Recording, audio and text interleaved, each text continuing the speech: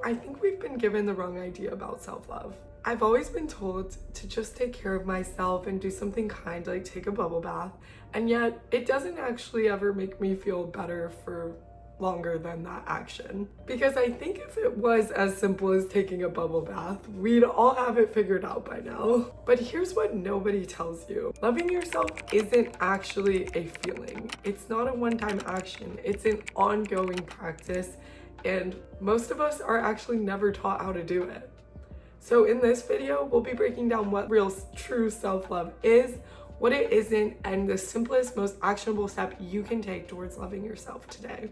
So let's get into it. Hello, my name is Gracie Rotman. I'm 22 as of the day you'll be watching this, and this is my first YouTube video ever. So thank you for being here. I'm super excited because I've been on this journey a long time.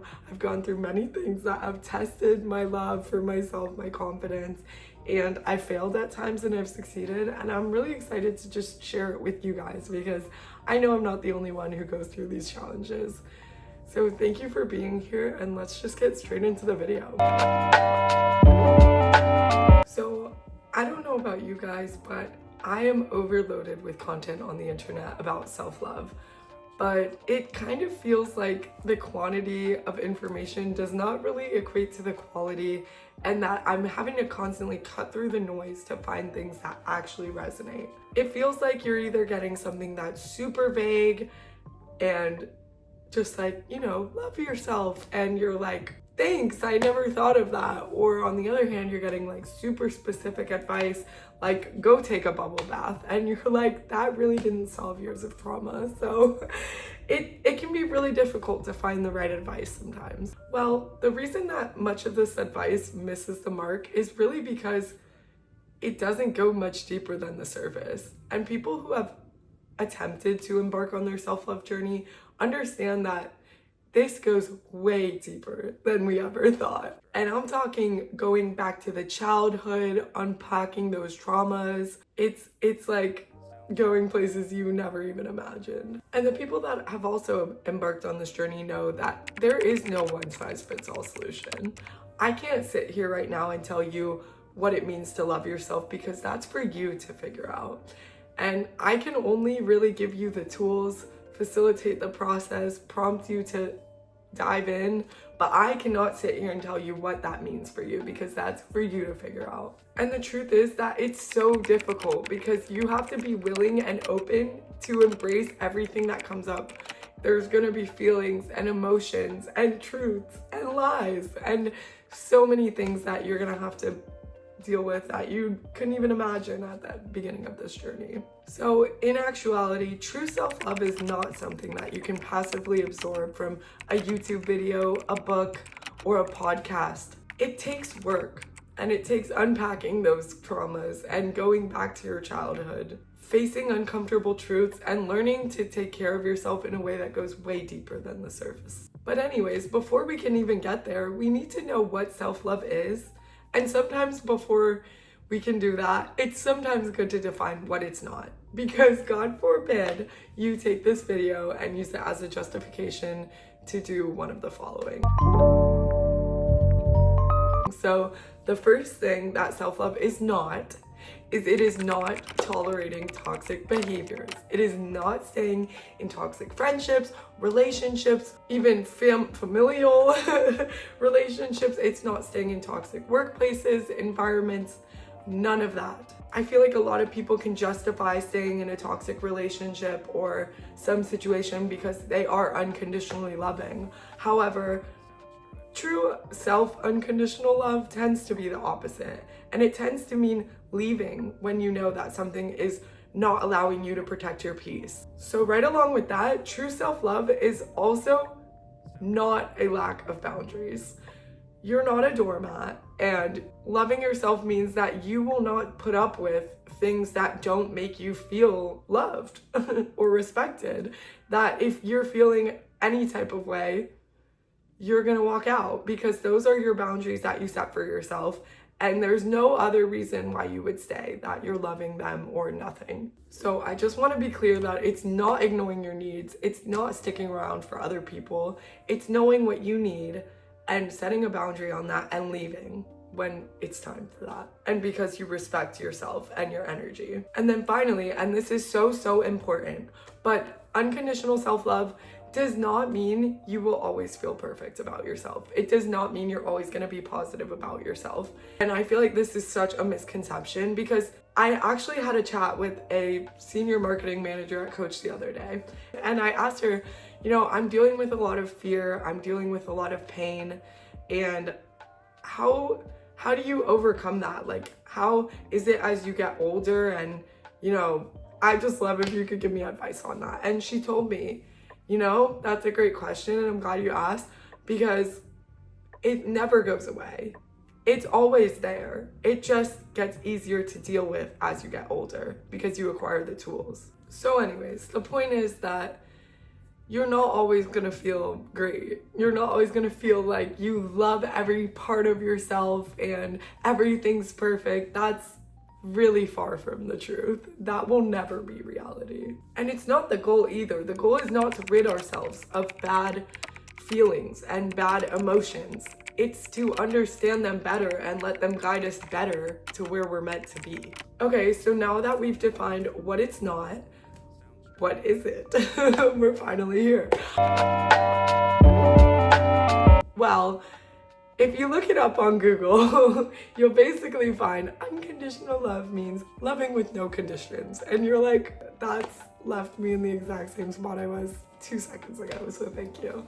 And so I've done some combing, and I've concluded that the definition and interpretation that resonates with me the most is that unconditional love is made up of 3 parts, and the analogy they use is it's kind of like a stool. It gets wobbly if one is missing. The 3 parts to unconditional love are acceptance, understanding, and appreciation. So let's get straight into it. What is acceptance? Well, I think of acceptance as the foundation. To me, it's the act of embracing everything that makes up who you are without judgment, without resistance, and without the need to constantly improve or prove that you are worthy. And I don't want that to get confused with complacency, because it does not mean, oh, I accept myself, so it's fine, and I'm just gonna stay here where I'm at because, you know, I accept myself. Like, no, it's really the opposite. It means, okay, I have a goal to maybe lose weight, but I accept where I'm at right now, and I love myself where I'm at right now, and I acknowledge where I want to be, and I'm gonna love myself the whole time. Because why wouldn't you do that? You know, you're on that journey anyways. Do you want it to suck, or do you want it to be awesome, you know? So it's getting rid of that I will love myself when, I will love myself if I lose weight, when I lose weight, when I have this many followers. It's none of that. It's I love myself right now. I know for me, even making this YouTube video was really difficult because, you know, I always said, I don't have the idea, but it's really a fear of failure and a fear of not being good enough. But it's like, once I accepted that this probably won't be that great, that my first time is not gonna be perfect, I'm able to move forward with that. And it's so freeing, in a sense, to just let go of this need to prove yourself and to be perfect, because you're not, and that's okay. And the sooner we accept it, the sooner we can start moving to where we actually want to be. And I could do an entire video on this topic, but if I want you to take away anything from it, it's that you are enough, you are whole, and the second that you stop resisting loving yourself is the second that you'll finally step into that love and true self-love. So to recap, it doesn't mean that you're going to like everything about yourself right away. It just means that you're not going to be in a constant war with it, and you're not gonna have to fight this self-rejection, and that all of your insecurities and imperfections, you'll be able to meet them with compassion, because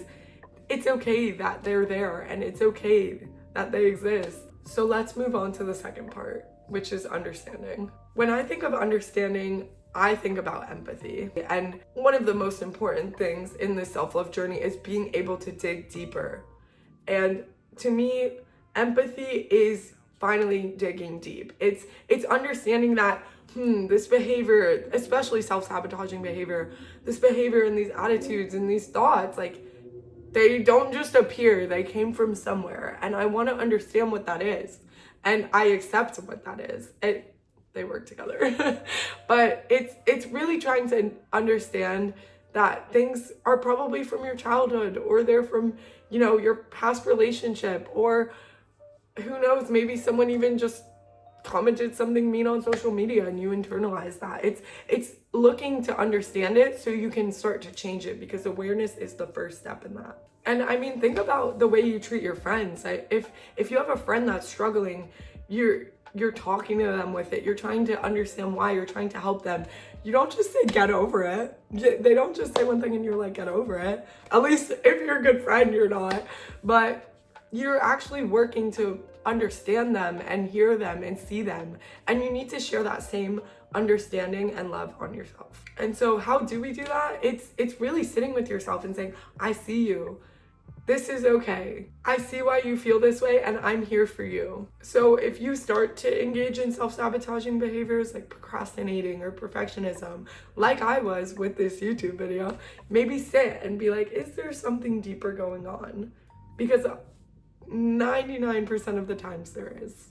And once you can understand that, you can finally take action on it. And then the final part of unconditional love and self-love is appreciation. And this is, with acceptance and with understanding, you finally start to gain an appreciation. Like, dang, I'm pretty cool.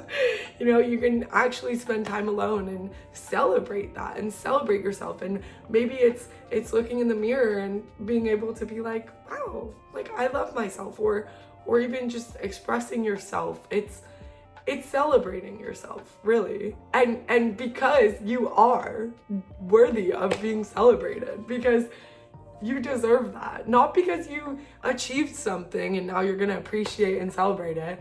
Of course, that warrants those things as well, but appreciation as a part of self-love is really just celebrating yourself because you exist and because you are. So just remember that you don't have to prove yourself to appreciate yourself. You deserve that every single day. And so zooming out, if I had to pick a phrase to really encapsulate the essence of unconditional self-love, for me, it's I love you anyway. Because there is no better phrase than that. I mean, I love you no matter what, regardless of your imperfections, regardless of your insecurities, regardless of any flaw. I love you, regardless of if you're mad or having emotions. I love you.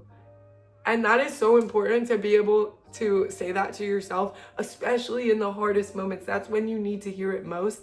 I love you anyway. That will completely transform your relationship with yourself. If you can catch yourself in a hard moment, I know I've been at rock bottom and I was bawling my eyes out, and I hugged myself and I said, I love you and we will get through this together and I got your back. And it sounds silly, but it changed everything for me, because I didn't feel so alone and I felt like very loved. And like, it's okay that I'm crying my eyes out over something that doesn't deserve me crying my eyes out, because I will get through this and I have myself. But anyways, now that we know what it is, you're probably like, dang, that sounds awesome, but how the heck do I actually do it?